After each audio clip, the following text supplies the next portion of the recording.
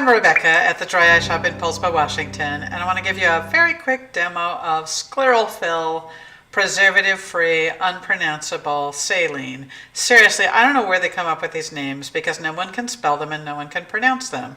But anyway, ScleralFil in all its glory is this nice handy little vial. The distinguishing features of ScleralFil are, number one, size. It's basically twice as big as an Adipac or a Mojdus vial or a Lacropure vial. Those are 5 mLs, this one's 10 mLs. The other distinguishing feature is it is a buffered preservative-free saline. That just means it's pH balanced for the eye. All of the 5 ml ones are not. They are acidic, which is fine for lots of people, but definitely not for all of us. Having it pH balanced when it's being held against your eye all day, for some of us, is kind of a big deal.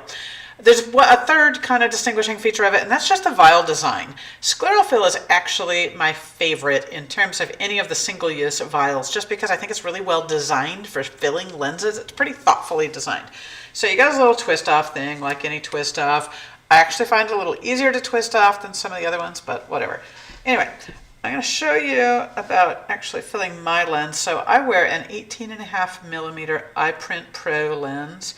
Used to wear Pro's lenses, which are the same size, the ones I had anyway.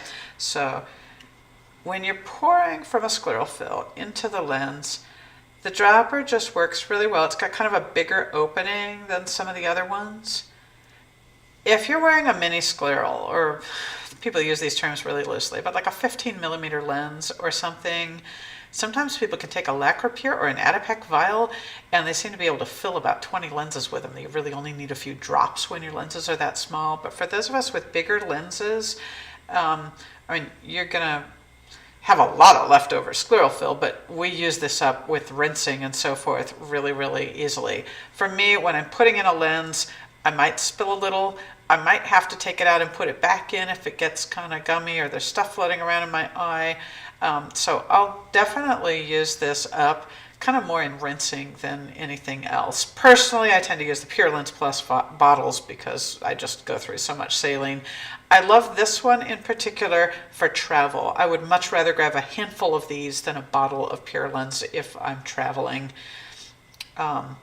Whether it's going to be the right product for you is going to depend on how much you go through every day. So it's something you just got to kind of work out in practice. What is the right size vial, or are you better off with a bottle? I got lots of other videos that are kind of comparing them, but this is all about the ScleralFil itself. In terms of packaging, ScleralFil is sold in a box of 30 vials. So if you go through a vial a day, you're talking about a month's supply in this box. One last thing before I forget, ScleralFil is not recappable. So look at it. I mean, you could sort of kind of set this on it, but it's not going to stay there. It won't squeeze in it. It's designed that way on purpose. In general, with single-use preservative-free salines, you should not be keeping them around.